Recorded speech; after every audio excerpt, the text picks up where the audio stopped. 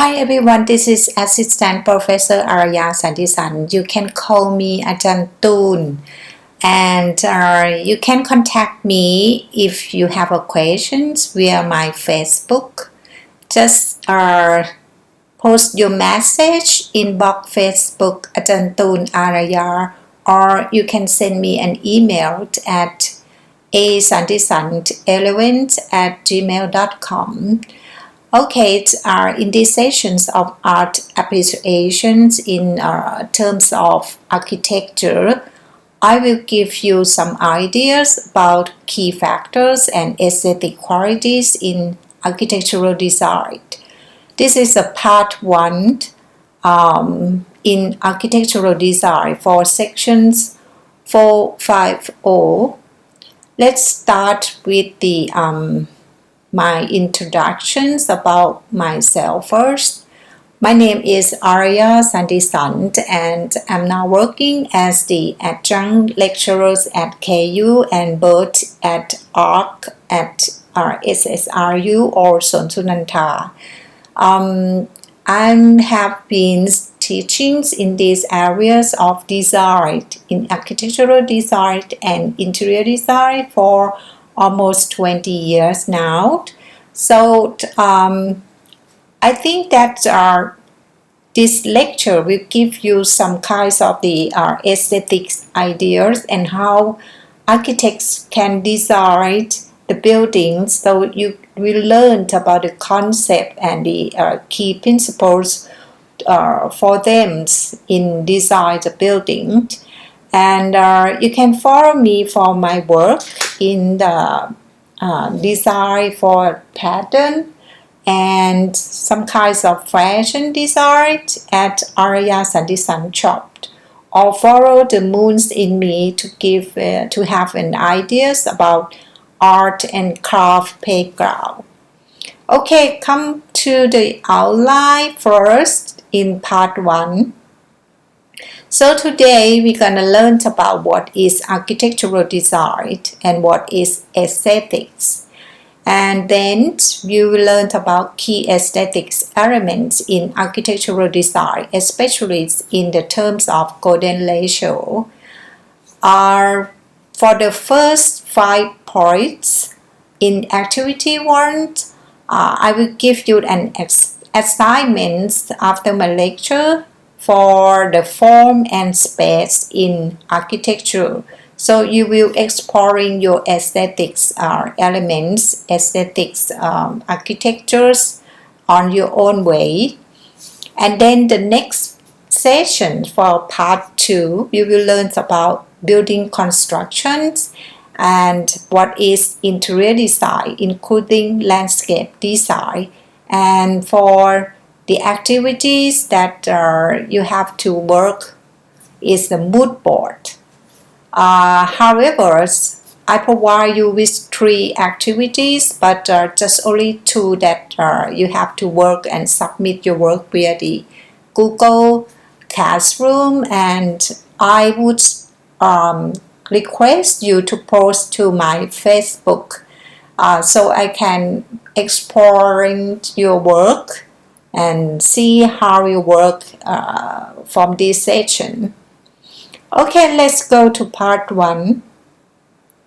We will begin with the question, what is architecture? Or what is architectural design? So architectural design focuses on the aesthetics and functions of the structure. It is a design work to create space. Do you know space? We are now living the space, right? And the wall is the enclosure. So we now moving to the space that flow with our surrounding. Let's see this video first, so we'll grab some message about architecture. Lamontio is all about going beyond what we women are used to when it comes to functionality and versatility.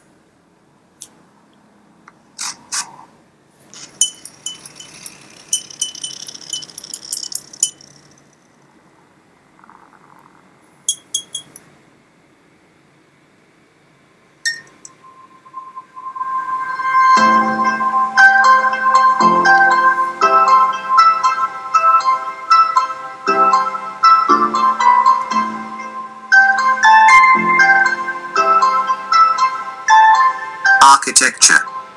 What is architecture? The balanced integration of artistic sensibility and scientific methodology as it applies to designing buildings and their environments is architecture. The orchestration between art and science involves discipline in both the lateral and the linear thought process.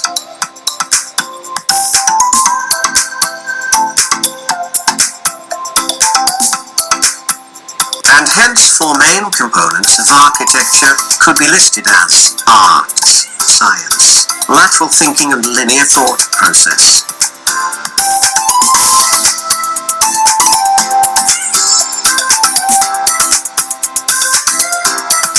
Apart from these, various factors include geographical, geological, climate, religion, social and political, and becomes the living story of how society values are reflected in the built environment.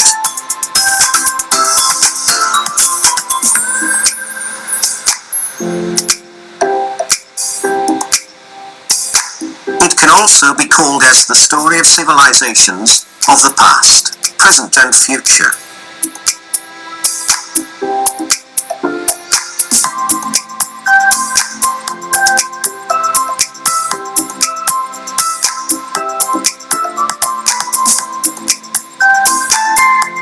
Wanting to be an architect and studying architecture are really 2 different things.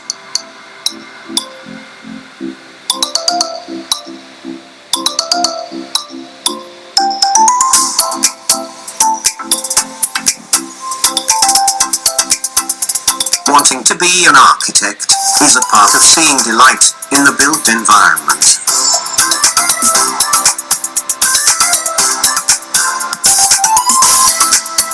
And studying architecture is an academic exercise that intensely focusing on design, construction and history, then looking at the world through that lens in designing buildings.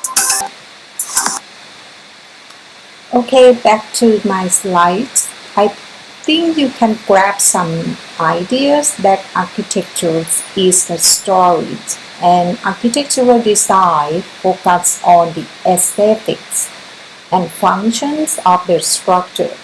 Okay, let's go to the next slide. Here is the examples of the building.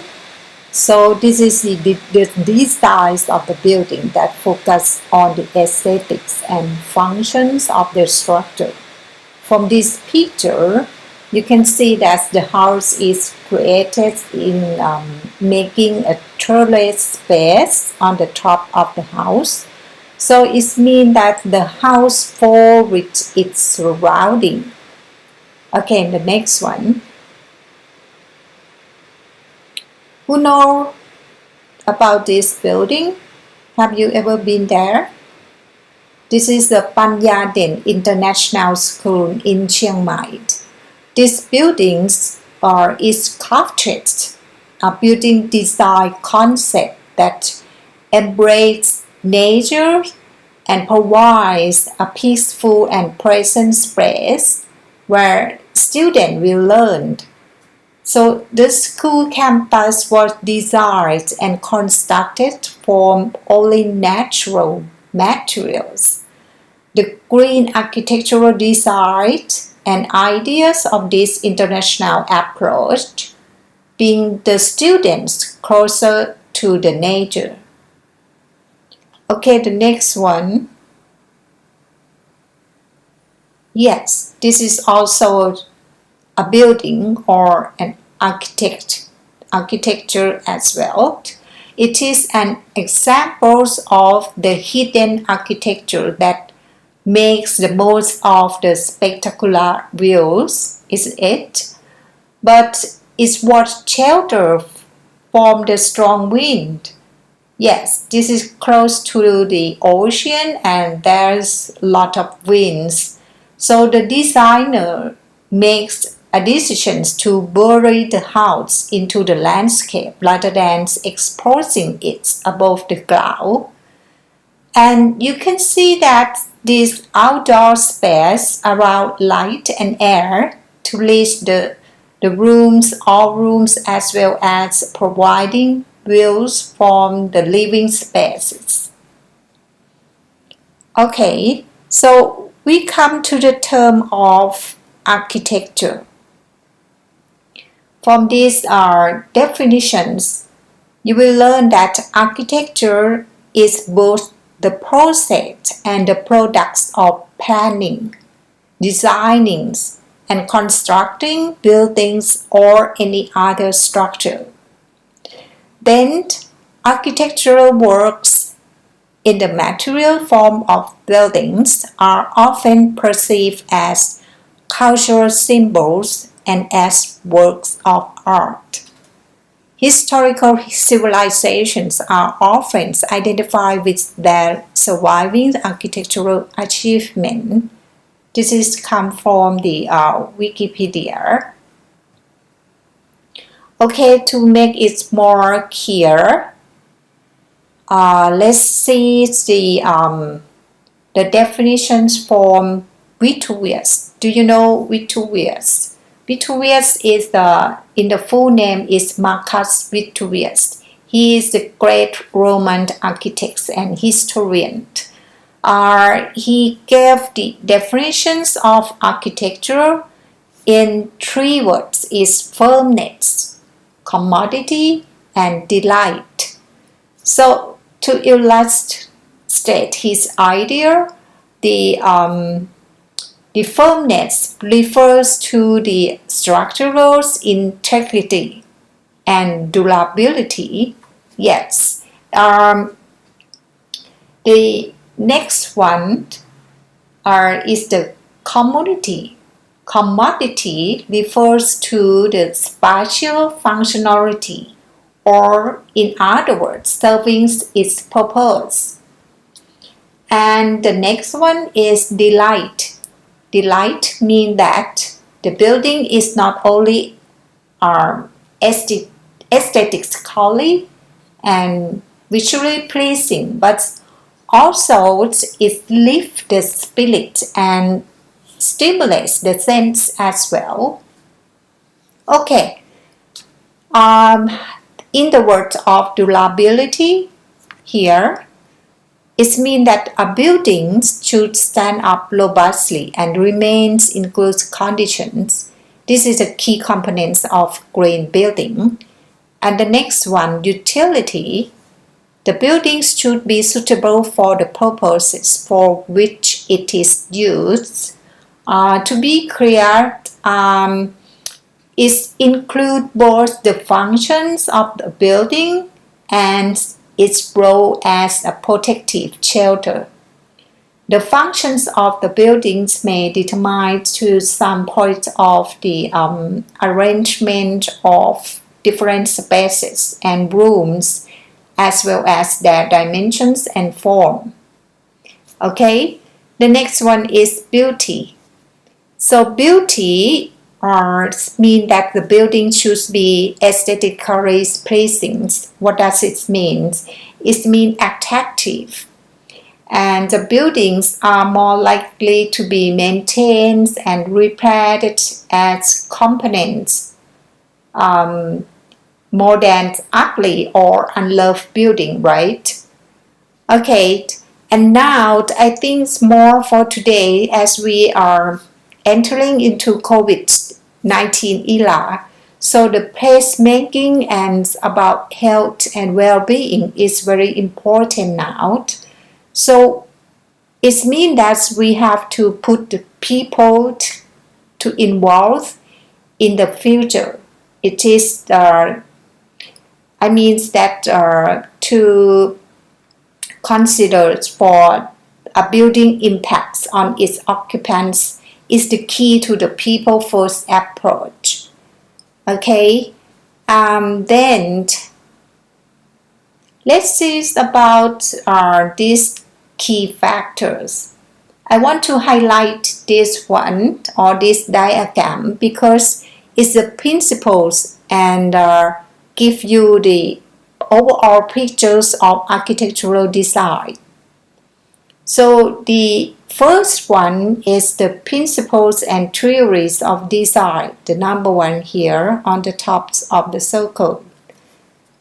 These circles are explain use about the theory that is very the powerful mergings of art and science that results in structural value. And every buildings have theories of design.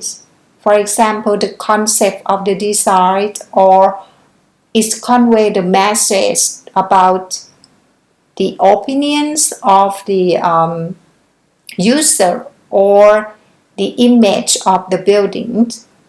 And the next one, the second one, is about the context and law and regulations. To understand the context of a site is the main factors for every designer. And everyone have to make decisions on how to consider any future development or changes to the site or surroundings or other significant buildings development within the area. Okay, the next one is about area requirements or programming of the buildings. When architects build or design buildings, they have to know who is the user, how many area requirements they're gonna have. So this is the kinds of information that architects have to gather or grab the message from the clients. Every client have a set of cultural belief and some kinds of the agenda for the purpose of the buildings. Of course, we want to determine the budgets as well and understanding the personalities of the clients or the organization policies such as the any detail that might shape the design. And yes, a great design always serves its purpose. The next one, the last one is materials and structure. These factors is related to here the building typologies. Even the museum or home or hospitals or schools, we have to learn about building typology and to analyze about the structure. So the architects want to know the essential problems about what type of material and structure to deal with. So this is the 4 principles that every buildings, when you're gonna design the building, you have to make the concerns about this. I will give you some more examples to you will clear how they happened when you design the buildings. So for the first one, as the building concept. So here how we work. So you see some sketch here is about to think more deeper in the design. Normally, the design have to deal with 5 phases involving in the design process for architectural projects. They are in schematic design and design development, and then go to the construction documents and bidding process. And then bidding process, and the last one is the construction administration. So each step is very important to the overall look, feel, and safety of the project.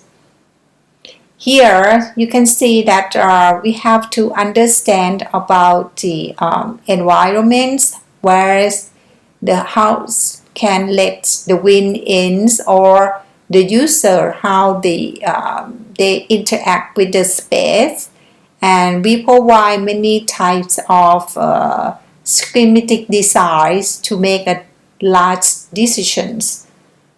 So here is some kinds of design development that architects will take the schematic design and develop them to an approved design concept. And here is the construction document. When the design have been analyzed and already done, in the construction development or construction documents will give to the constructor for the constructions of the projects.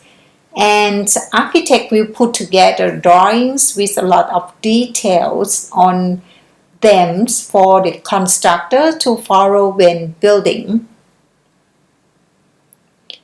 And so I will not focus on the bidding process because we're going to talk more about aesthetics during the design term. Okay, here we'll give you some kinds of the pictures of the idea that we have to concerns about the environment and how the design changes the buildings in terms of forms and how we subtract or create the space beneath the buildings or inside the buildings. And the last one will give you the picture that's our environments or surrounding is very important to every design. Okay, goes to the second ones that I have been talk about the environment. So this picture gives you an overview of the site and the information that you have to find. So every details about the elements of the site analysis. That's if you go there, you have to feel it and you have to understand your site or read about the history or even the directions of the sun here. How's the noise is gonna be.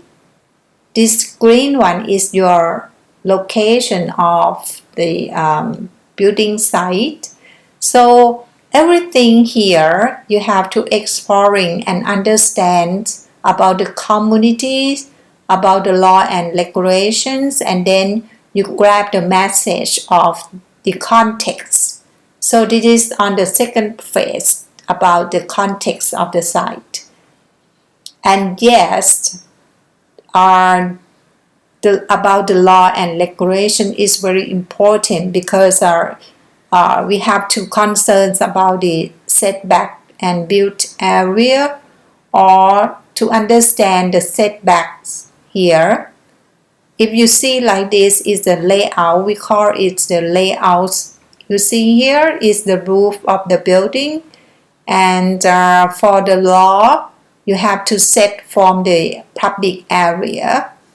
And if you see from the section here, this is the kinds of the slope line that the building have to follow due to the law and regulation. Okay, the next ones about the key factors about the programming. These pictures give you an idea that if you are a great architect, a great design always serves its purpose. So the effective of the relationship between the architects and the clients is also the major factors in making and implementing design decisions throughout the project. So here you see that you have to understand the project data, how much the area you have to design, you have to concern that how many people and you will understand the overall area and calculate in terms of the number, and this is the area requirements that you have to understand. And the last one, as I told you, the materials and structure. Here is the examples of the smart brick. Yes, many architects use materials to connect with the local context and the uses of the projects. So here, the textures and elementary forms of constructive system materials, for example, are exhibited and used in favor of the architectural concept. And from this picture, normally the architectures produced with stone masonry. You know, masonry is the stone and is often heavy and massive. But in this picture, you can see this is the future's construction technology. You can see that these buildings could have a smart brick, yet it's less weight and it's very easy because you calculate from the computer and you can create individual masonry in the very lightweight. Okay, the next one here. This is another example of the, we call it in the wood, it's called glulam. Glulam, Glulam, or it's come from the glued laminated wood. Yes, it is the structural material manufactured through the individual wood segments. This building material can significantly increase levels of functional and will play crucial roles in building technologies. And you can see that you create the very smart structural system here and a good sense of its environment. So the smart material can perform like a living system. Okay, the next one. We're gonna learn about what is aesthetics. So, do you know this word? Aesthetics. Okay, let's exploring yourself about how do you feel. I will give you 3 pictures. So now let's come inside yourself and see about your feeling. Here is the first picture. What do you see? Yes, a green bamboo. This is Araya bamboo forest. It is located in Kyoto, Japan. Have you ever been there? If you were there, you will hear the sounds of the rustling bamboo within this forest. And it has been named as the 100th soundscape of Japan. So the next one, in contrast, this is a red tree. How beautiful it is. How do you feel? And the next one, this is not a natural but a man-made building. Do you know where it is? This is a T-like towers of national gardens and premier I think horticultural attractions for locals and international visitors. Yes, it is the garden by the bay at Hong Kong. At Singapore. This is the showplace of horticultures and gardens artistry. If you were there as a visitor, you will learn a lot about plant kingdoms, and it's come from every part of the world. So you will see a lot of super tree structure here. And do you know, have you related it to the last picture? So this is a man-made landmark that represents to the tree. All structure, I think, is measuring up to 50 meters in height. And you will learn about the arts of plant and how it entertain people as they visitor or tourists. Is it beautiful? Yes. Here we can make the beautiful things by it represents to the nature. Okay. So I think you will understand now about the aesthetics terms. So the aesthetics is the studies of beauty and its appreciations. Yes, the aesthetic with S is the subject.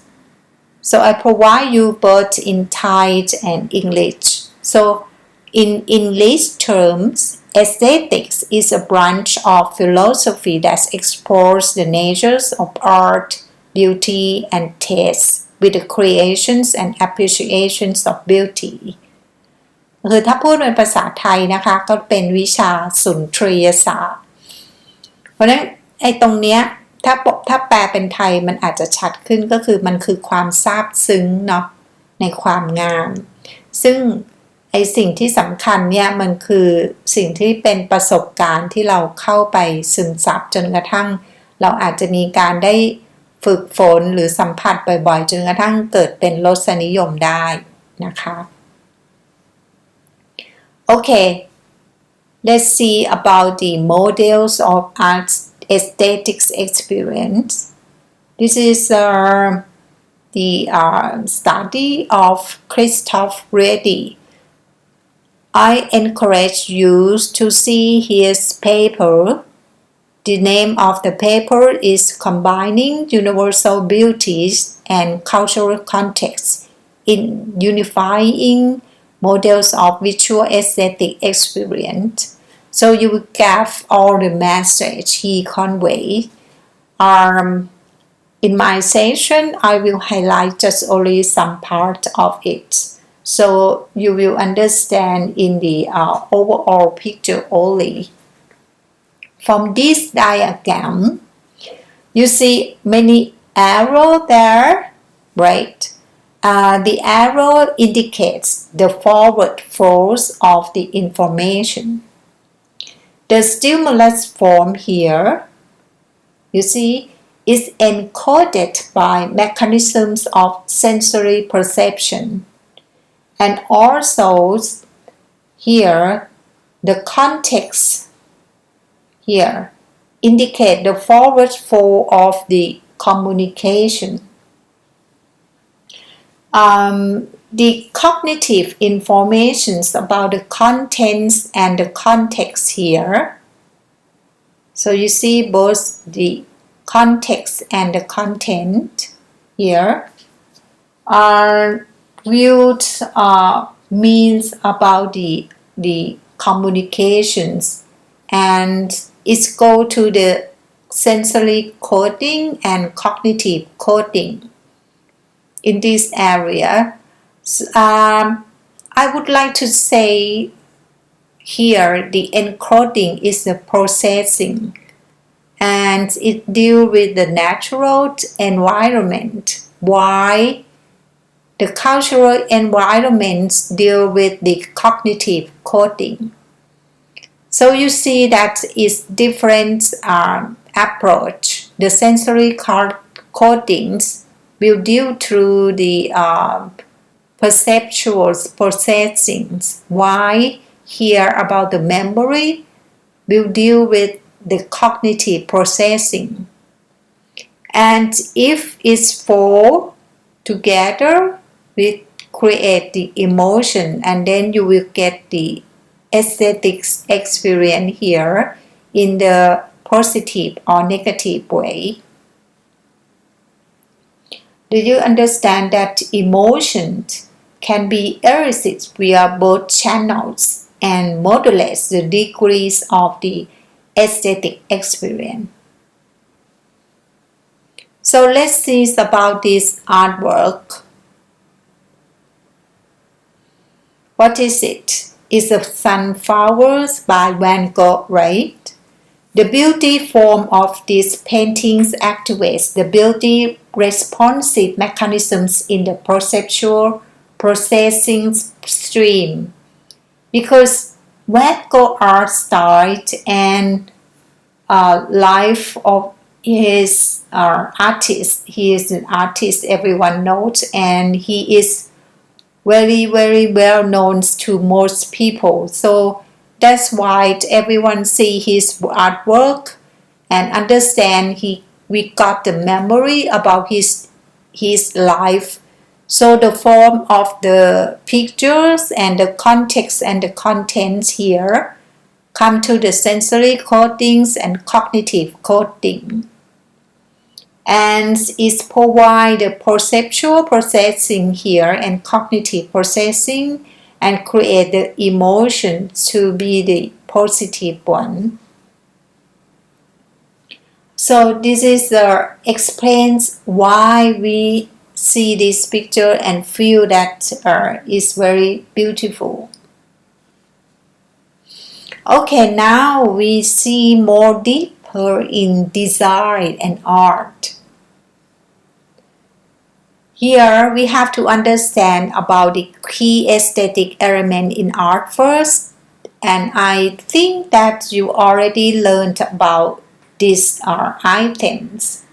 You understand about the line concept, about the shape, the color, the value, the texture, the space and pattern, rhythm, proportion or scale, the balance, the unity, how to emphasize in your picture. For example, if you were drawing something like this, here is the lines, everything is line there, and lines are the foundations of drawing. Here you can see that lines are marks moving into a space between just only 2 points, whereby a viewer can visualize the stroke movement. And here you see there are many directions that move and dots in the different colors. So colors can be used as the to produce a patterns or to show contrast in a places.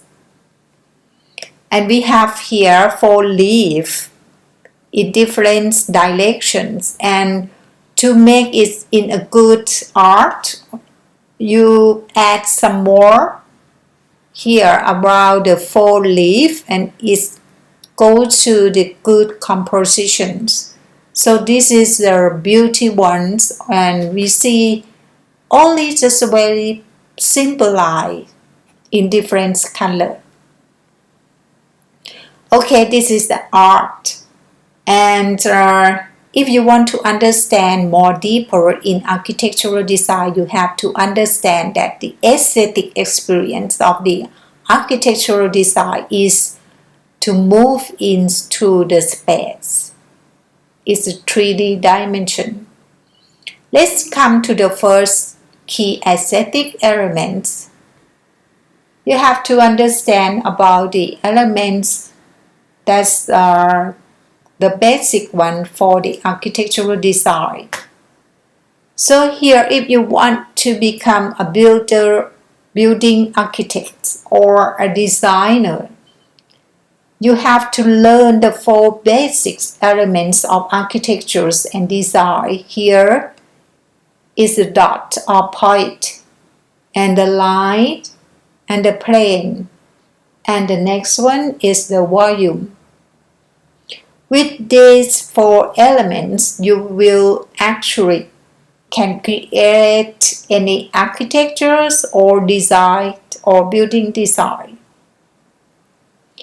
And the next one is about the textures, surface and edge. And sometimes we will see the elements as the positive space and negative space as well. As design is the organized arrangement of one or more elements and principles. So this is a real sense of the purpose to enhance everyone's visual experience. Let's see this building for example. You know, this is the Taj Mahal, right? Or we can say this is the gateways of India, and it's very impressive because of their surface treatment. As everyone knows that the surface of the buildings is white marbled, right? And if you go there, you see a lot of delicate elements or details of the building. For example, this is the patterns at the gates. Or I wish I were there. I never been there as well, but I think after COVID I will try to be there sometimes. Okay, so now I would like you to learn about the elements of the building. So you see this is a column and the panel here is the pane. So let's come to see how to create this aesthetic environment. Here is the basic one. So from this picture, as the elevation, let's come to see the basics how to create space. So you see that the basic one is just the dot, line, and plane, as I mentioned before. So to create space, both interior space or exterior space, architectural elements like column, walls, floors, or ceilings are physically elements that shape a space. So here we have the plans here. So you see like a bird eye view. Every picture here is the plan. We call it plan. And in this term, we call it axonometric drawings. I would like to explain that if you put the point here in 4 at the edge of the square, and then you see this is the column here. So it's a point in the pan. And you see the axonometric drawing like here as a line.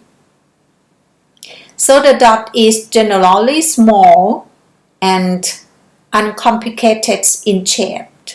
If the dot is extended in its primary dimensions of length, the object is known as a line. Okay? Yes. When a line encloses itself here, it has 2 primary dimensions, length and breadth. The resulting object is known as a planar shape or plane here. So when the shapes are developed in a 3rd primary direction, it is known as a solid here. You see, this is a solid one.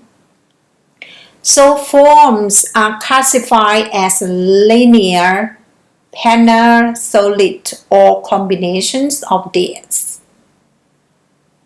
So we have the volume of space here that's comprised of the solid here and the planes of the line, and the inside here as the interior, we call it the volume of space.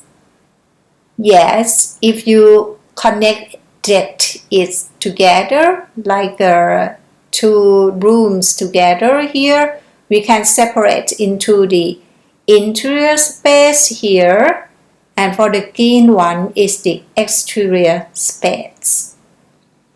So the plannings and manipulations of space are the most important aspects of architectural design in the art of building. Okay, in sum, so form and space are complementary and inseparable aspects of architectures. And you learn that the forms of the building is its physical substance, the materials and structure that make up the buildings and enclose or create the space within it. Next one, we will go deeper about the aesthetic qualities of architectural design. Okay, it looks like the art are elements, right? But if you go deeper in details, you will see that the texture is here, the materials is very important one, and the building technologies. This is very important because all buildings have its own structures. And the last one is about color. So all here, as I highlight in red, will give the principles aesthetics qualities to the building. And when the architects design the buildings, he will use this technique, including the aesthetics qualities. This is the four principles when we design the mass and forms, the structure, and the interlocking or the interpolated and overlapping. Here, the building that use the techniques of the subtract. You see, we cut into like a hole or some kind like this. Architectures occurs at the points where form and space come together. So you see this is the form and space. There are many different types of space in the buildings, and each type of space has its own characteristics and requirements. So you will see that the some kinds of these buildings is use the interlocking concept. So the aesthetic choices of the forms and space relationship should communicate a particular message about the overall experience user will have. And for this one, this building used the concept of penetrates. So you see that the forms inside of the buildings go out from the roof. So the aesthetic choice of the form and space determines how it provides connections to the context or local environments and nature. And you see from this one is the last concept of overlapping. So each form or elements come together in overlapping idea. And you see the facades of the building. The facade is like the front of the buildings. So the elevations of the fronts we call is a facade. Facade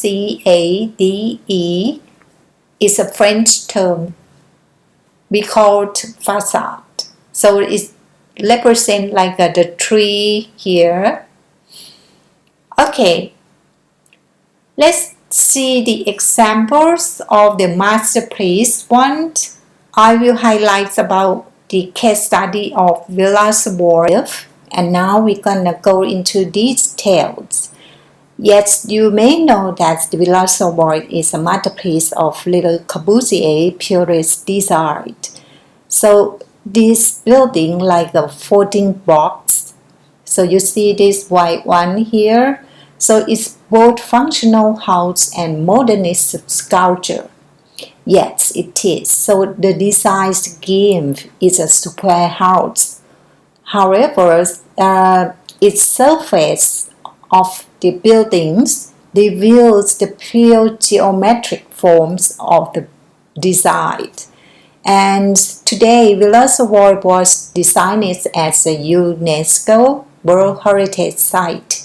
It was designed, I think, in 2016.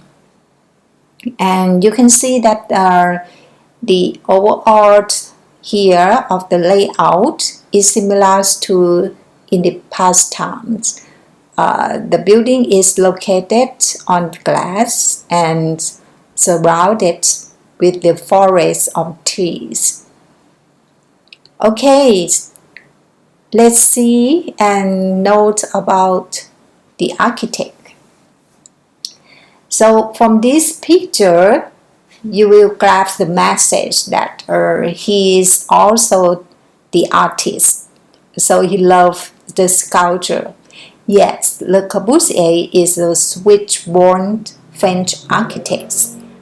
He was born around 1887 and he was considered as the most important architect of the modern age. First, he studied about the decorative art, and when he moved in French, he learned about the buildings as the architect. He learned about the reinforced concrete, and then in the long apprenticeships around 1920, he rebranded himself as Le Corbusier because his first name is not Le Corbusier. He was, I think, I'm not that I can pronounce it correctly, so you may browse to the internet and find the right one. Charles Edgar Jean Nerlet, maybe. And Le Corbusier designed and built many buildings around the world. His work drew up numerous important urban development plans as well. However, as the artist, he creates a lot of work of art, including painting, sculpture, drawings, and collage. And also, I will highlight about his theory of color that is named as the architectural polychromy. And from this sentence, he points out that architecture is the learned game, collect, and magnificence of forms assembled in the light. So it represents that he's really like about the green architecture because he loves fresh air, he loves light and sunlight are everything that you will see in the Villa Savoy. Before we go to the building, I would like to highlight some theory of the Le Corbusier and some notions about the environment, the cultures that in those times. Then I will bring you back to those era. Let's behave to it, yourself like the ancient people, okay?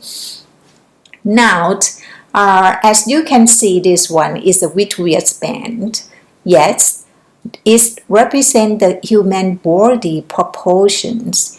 And Le Corbusier creates his own style as the man with the raised arm. Yes. So you see for this one is the modular or le modular. It was developed as a visual bridge between two incompatible scales.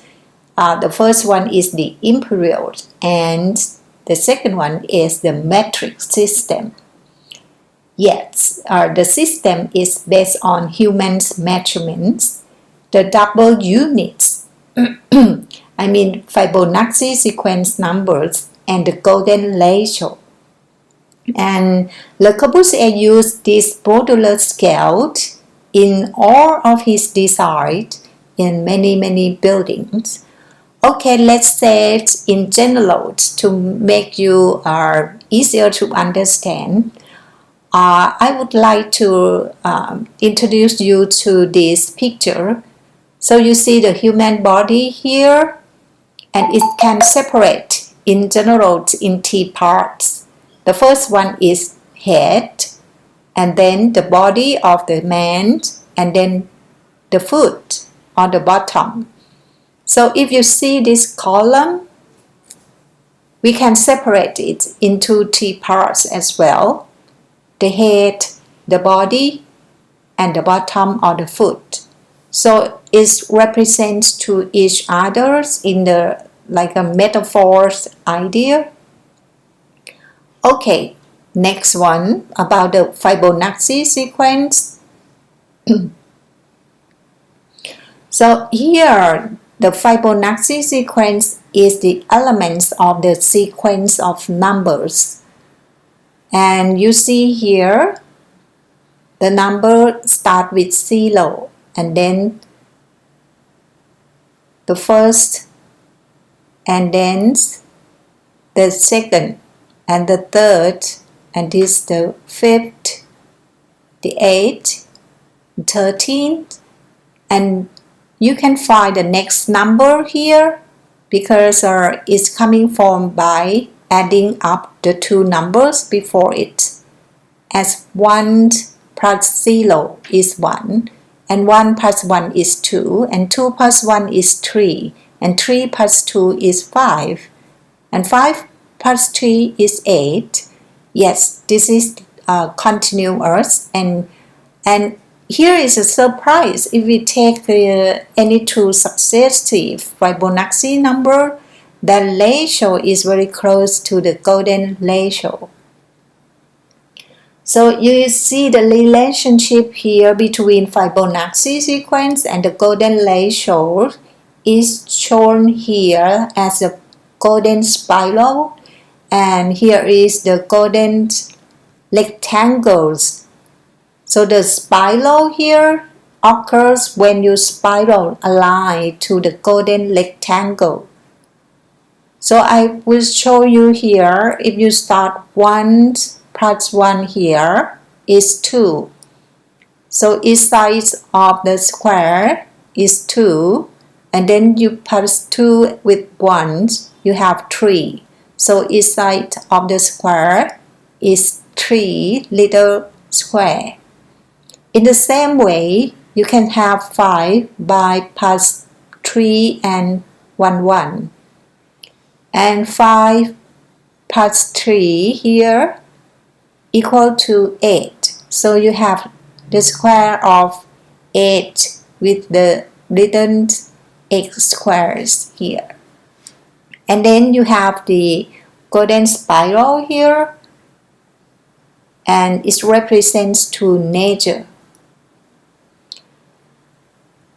I want you to draw it and try to create it by yourself.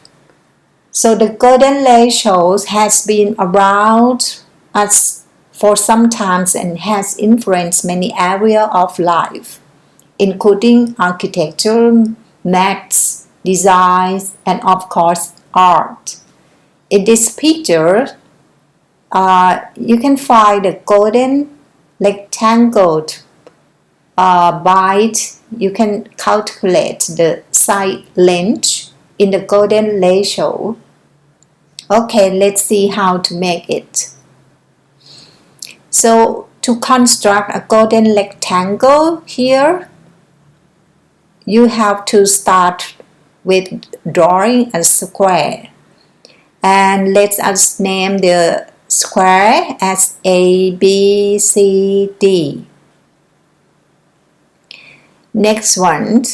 So you locate here P as the midpoint of any one side of the square.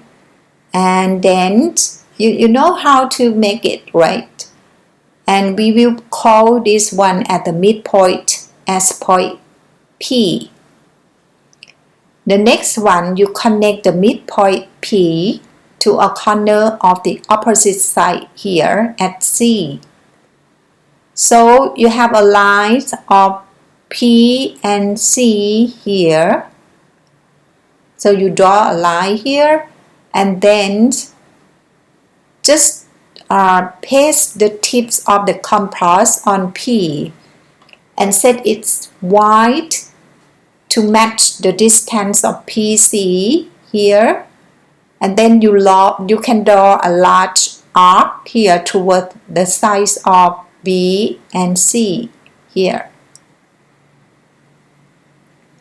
Now when you have the arc, you can extend the sides of here B, A and B into the next point is Q.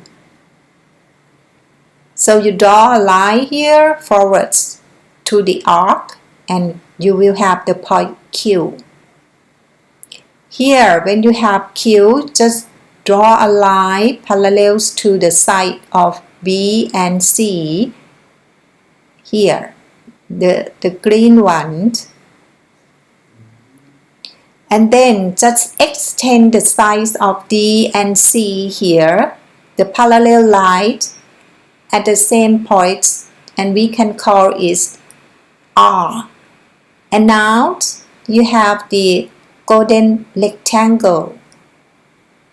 Yes, we can say that you have A, D, R, and Q. And congratulations that you can calculate it now. If you measure this side A and D in any number, so we will count it at 6, and then you will have 9.7, and the ratio between AD and AQ is 6 to 9.7, and you will got the 1 to 1.617 or 8. Yes, so this is the philosophy of the golden ratio spiral. So if you can calculate here, so the numbers of the length here is similar to each other, and you can calculate here as well. And this is the spiral in the nature. From this picture, you can see that even in the sky, the universe, the flower, and the leaf of the flower of the trees, or even the shell, you can see the spiral in the nature in the same way, in the same proportion.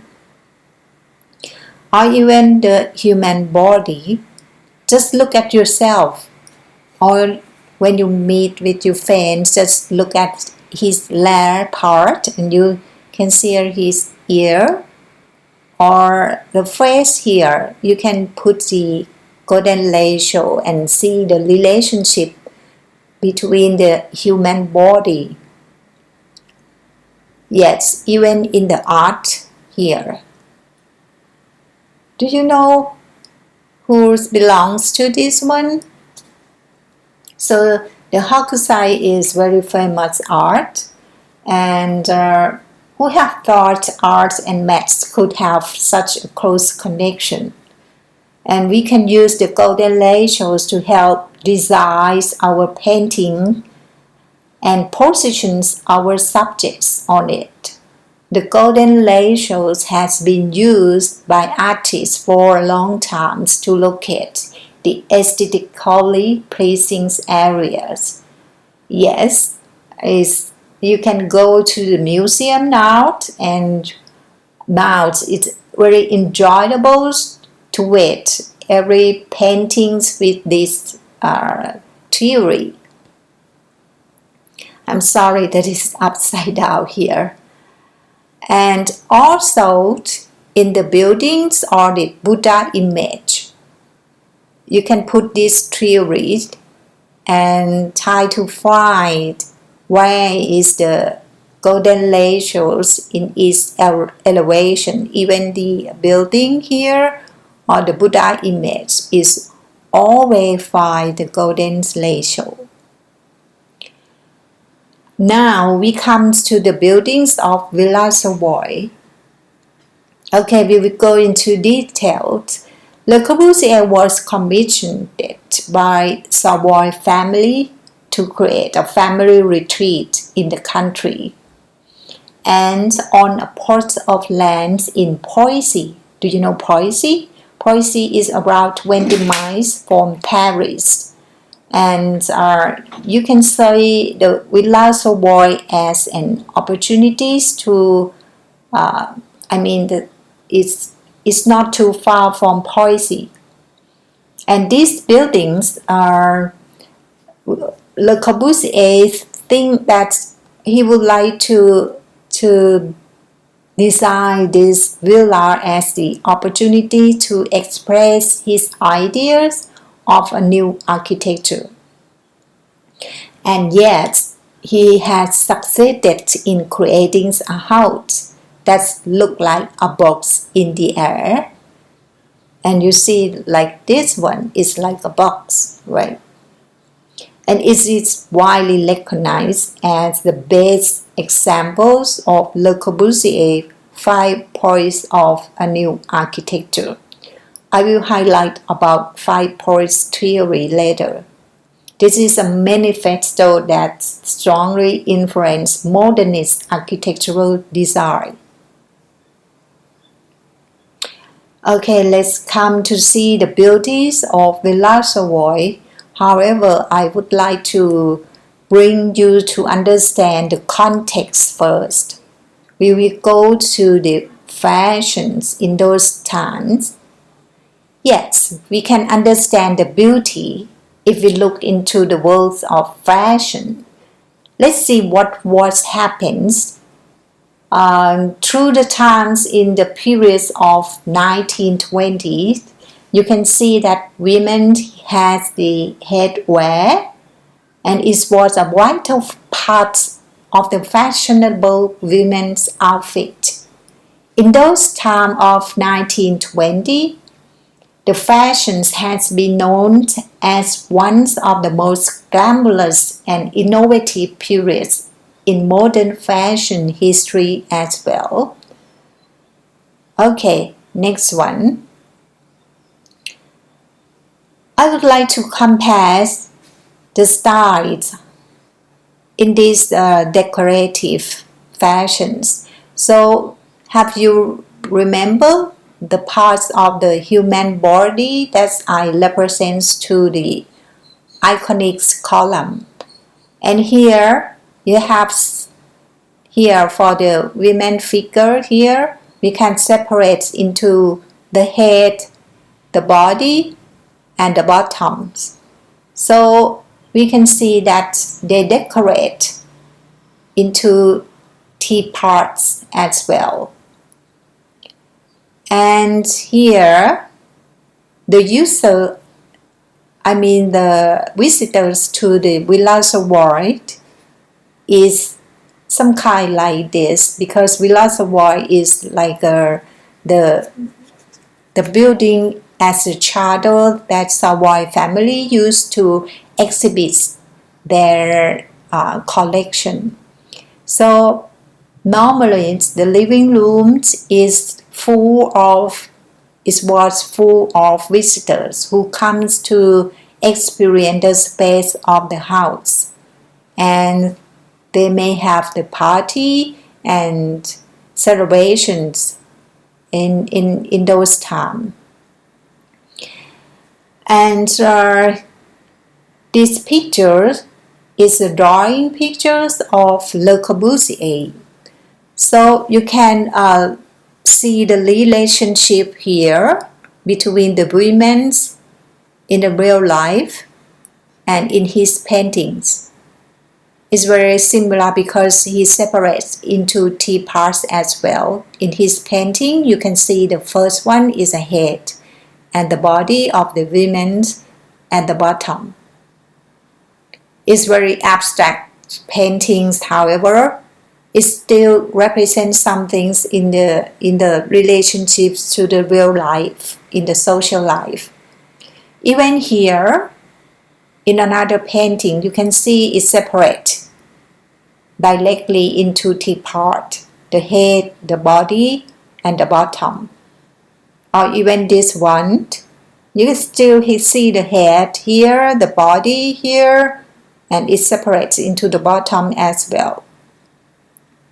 And when we compare to the building, we will see these notions in his buildings. However, I would like to highlight about the Bauhaus phenomena in those times because it's the international style and about the architects' trend or movement in those times.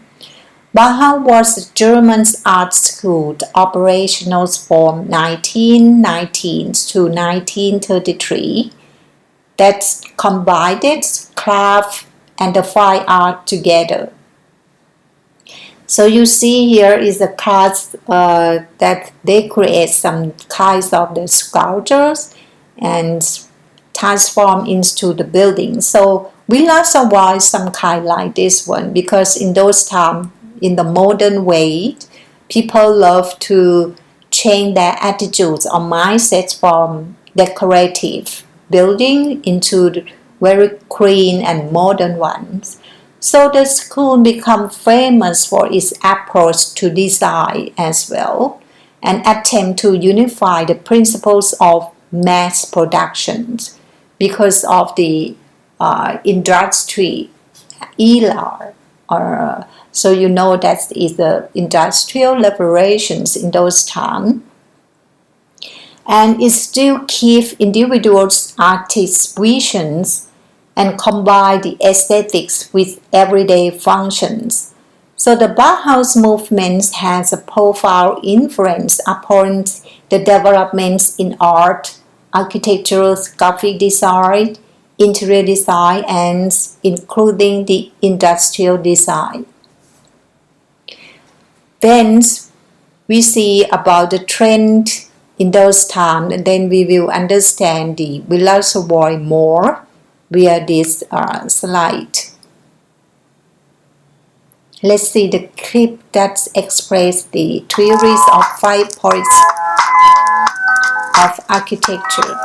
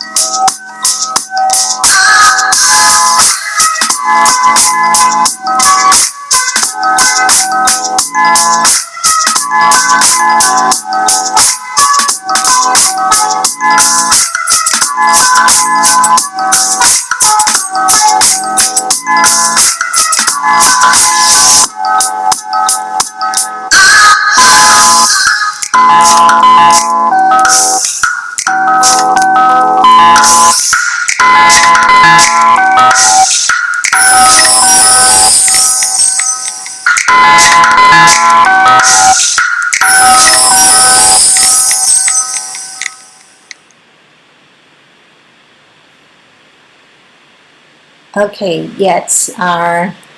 Do you understand the 5 points of architecture? Yeah, let me introduce you and illustrate this idea more. Yes, the first one is about the pillars. So Le Corbusier devised this theory, which he viewed as the universal system. So the pillars is what is something that applies to the architectural design. Is the columns that's most important structural elements in Villa Savoy.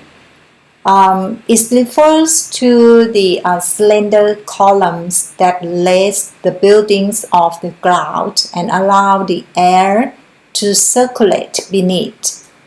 The pillars here, as you see many columns at the ground floor, is a grid of columns to replace load-bearing wall, allowing architects to make more use of floor space.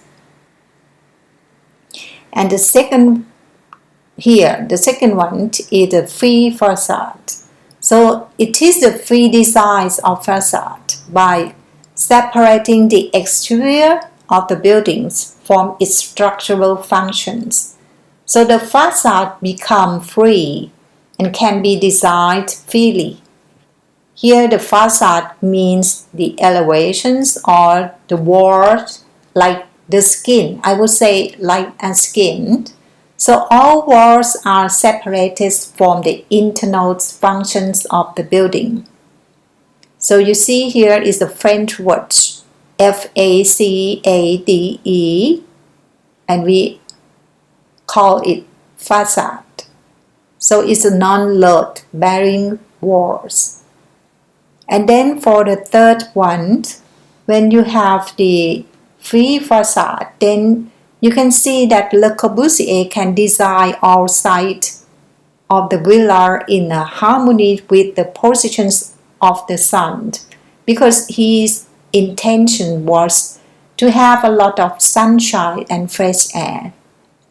And this met with his third principles of having very long and horizontal windows on every side of the villa, and we call it the ribbon window. So you understand the black one here? It's like the ribbon that are put on the box.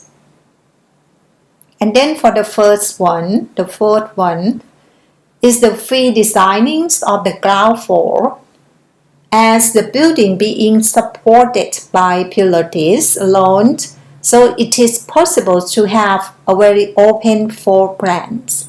It means walls can be plated with no need to consider support. So you can adjust the partition here freely. So Le Corbusier designed every wall freely to his notion, and we call it the open floor plan or the open plan interior. And the last one here on the fifth principle was to create an open roof terrace. And I would say that it was functions as a garden. The flat roof here can be utilized for a domestic purpose, while also providing essential protections to the concrete roof as well. And this is like a clean architectural approach that Le Corbusier thinks that the buildings as a footprint. So if he placed the buildings on the ground and then he reclaimed the lands, and he put the gardens instead of the buildings on the top of the roof. And here we comes to the plans of the buildings. So the plans were set out using the principal ratios of the golden sections. You can see many design here. If you calculate it will represent the golden ratio or the golden section. At the main parts of the house, here the living room is on the first floor.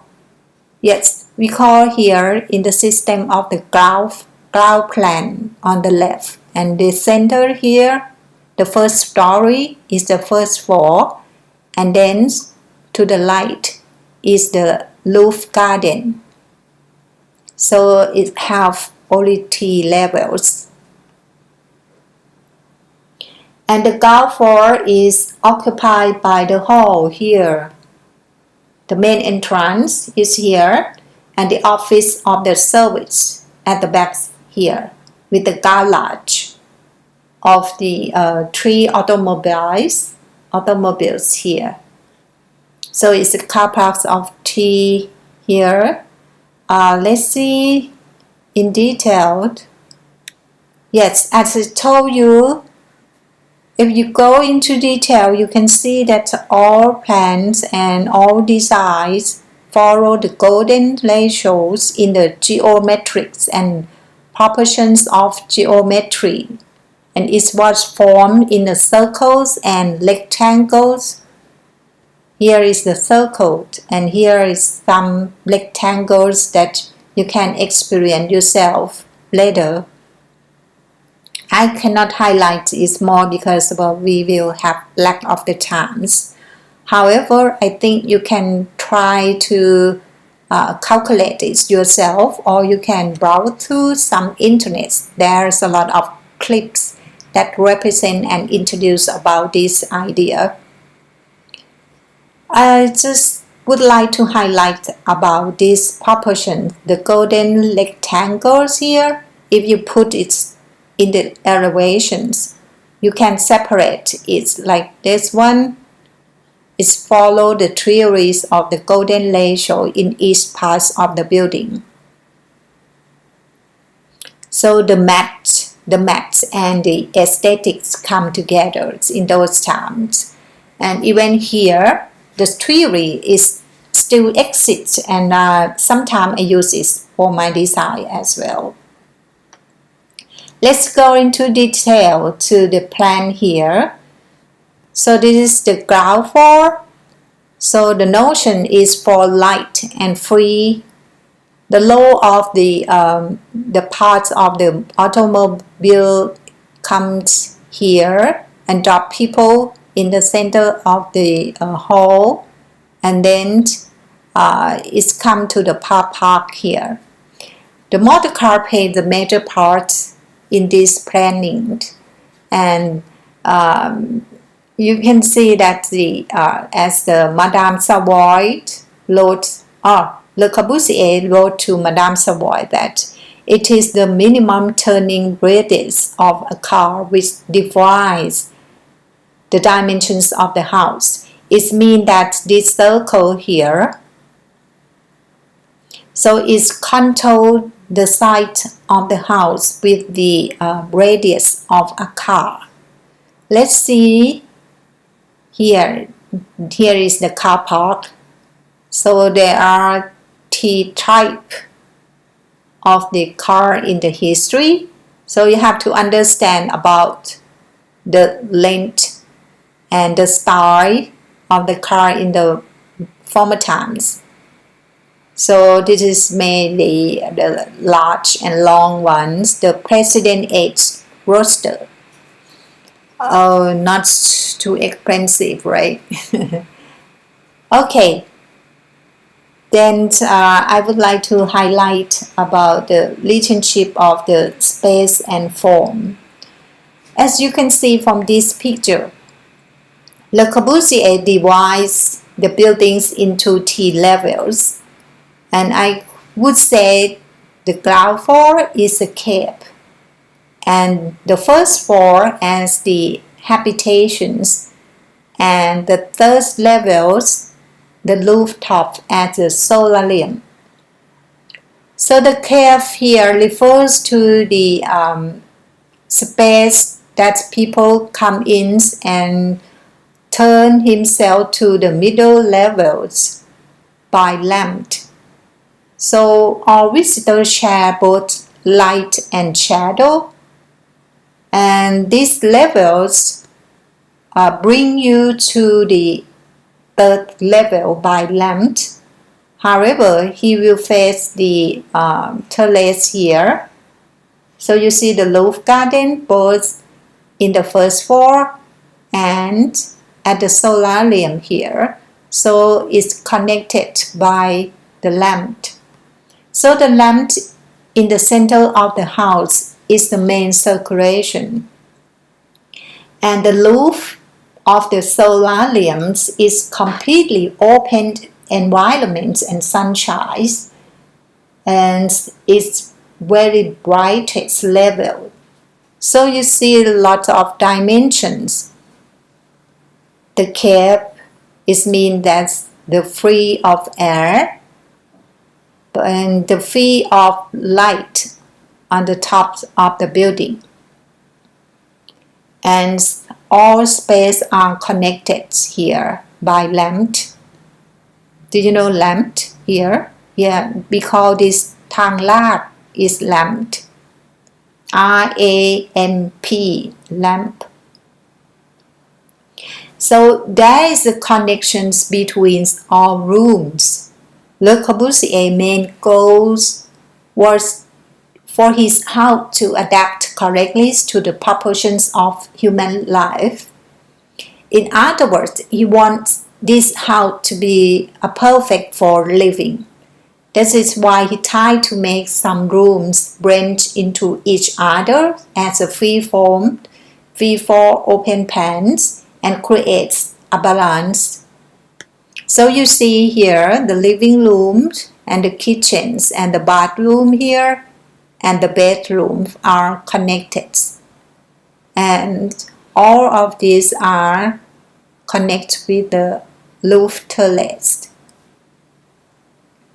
And most importantly, the rooftops is a mixture of feelings. So you see the solarium here, we have the rooms without wall. However, he creates a wall here with the hole, and we will see why he worked like this. So Le Corbusier has a very sophisticated plans of rooftop access. His goal was to create a short path to the top. This is his sketch. So you see the car coming here and drop the people, and then you will go up here by the lamp to the third level to the rooftop first, and then you will go down to the staircase. Why he want people to go up to the rooftop first? Just imagine that in those times you want to highlight some nature. Yes, because his ideas about the building as the sculpture. So the circulation is the main part of the design. As you can see, this staircase, it look like an abstract sculpture. Yes, it is. So it's comprised with the line here, the dot here, and the plane here. Very neat one. So you can understand now that the circulations of the buildings here have two ideas, the green and the blue ones. The green is for residents and visitors, and the blue ones is for servant circulations, in particular when they have the party. So the house is at like the museum, I would say, because the museum happens in those times because all rich people would like to exhibit their collections to people, to visitors, to their friends, and they create the business as well. It's not a museum like today. The house acts as a museum. And when you see this one, you can see the dimensions of the build that Le Corbusier would like to highlight when people coming up to the third levels. He creates this picture or the holes at the wall like the pictures of the painting. So it represents something like the interactive of the television. The picture is moving. Yes, it's very innovative ideas in those times. You have to understand it's a time that television is just beginning. So people it look like it's a new technology in those times. So these kinds of paintings on the wall or the television that people see is changed through time from his work. So when you go up here, the level changes and then you see the picture change as well. So now you see the skylines of the trees, and during the night times I think it's very beautiful because it's the views of the Paris. This solarium is formed by the windbreak wall. We can see here the windbreak wall, and reinforced concrete is a new way to create a unified roof structure. So it is recreational areas, the shelters, and the gardens in the same times. Okay, so I think you got the idea of Le Corbusier. I understand that it looks very simple to us today, but in the former times, you may think that it's a new idea and everyone look enjoyable about this building.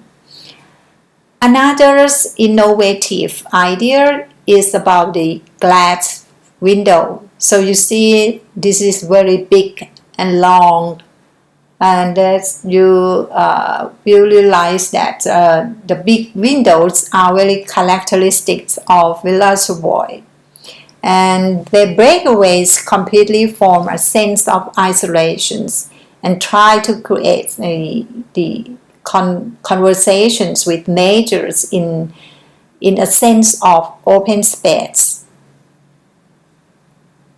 Okay, let's go inside the living room. From this picture, you can imagine that the house located on a flat open area of glass, right? And is surrounded by high trees.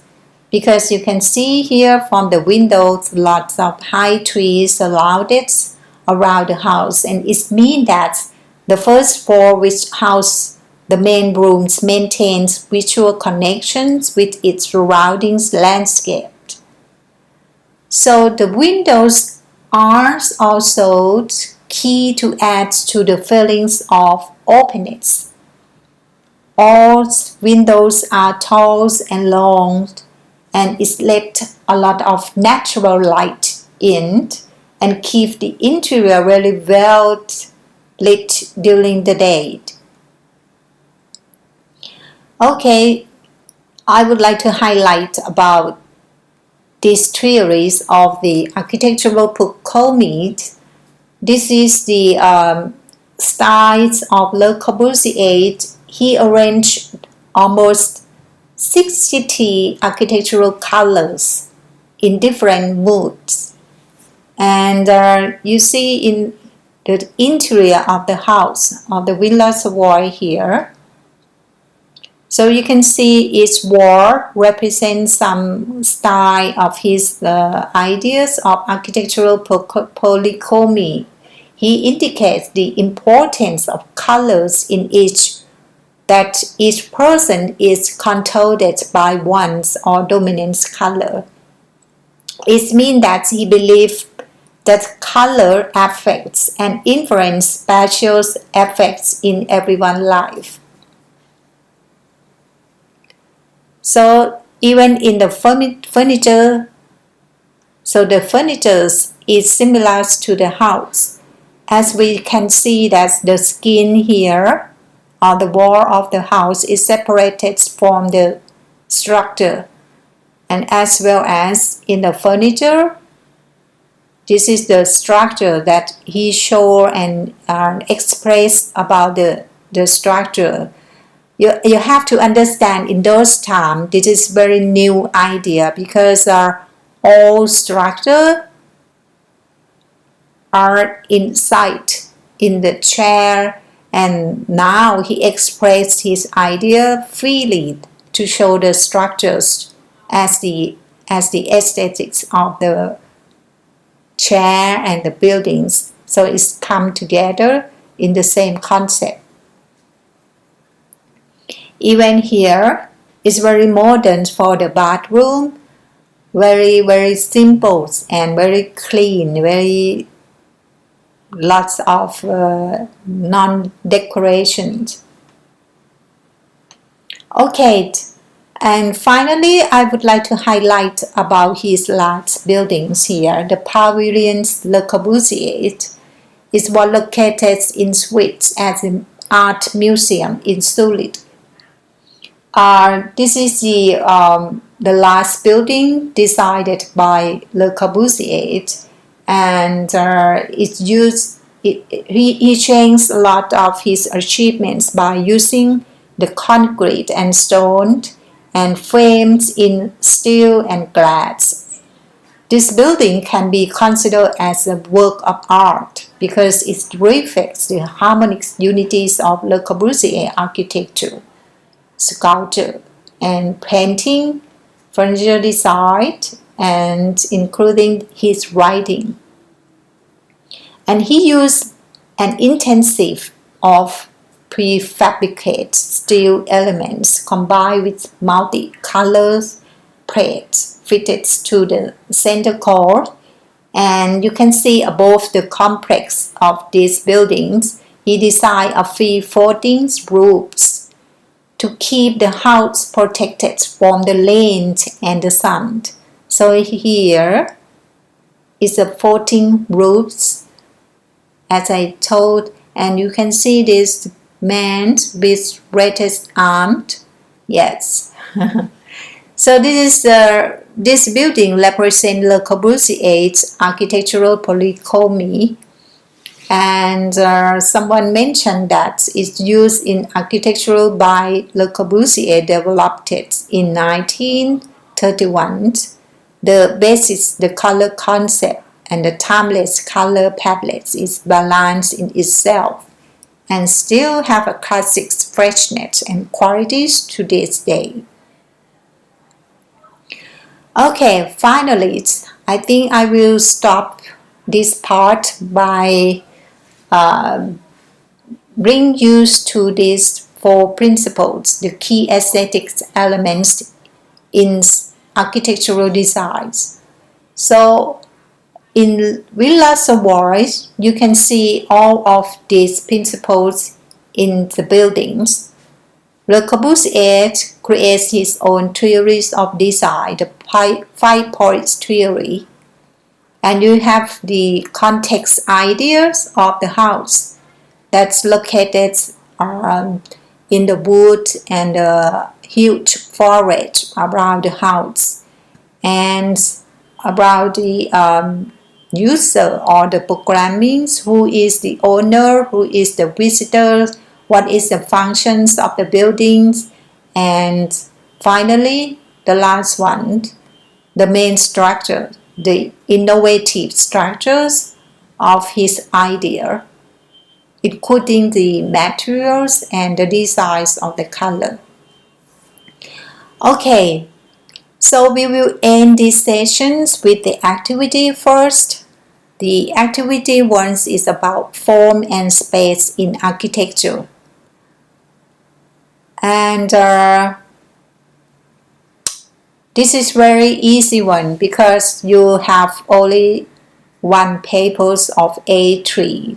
Just exploring your architectural aesthetics with the single cut. What is the single cut? It is just use your cutter, put on the paper just only one time. This is a single cut. So when you cut on the paper, you can draw any line on the paper as long as you wish. And however, when you put up your cutter is finished, then you can pull and push, or you can fold it in your own idea and make it into the form. For example, this is the examples of the one size of the paper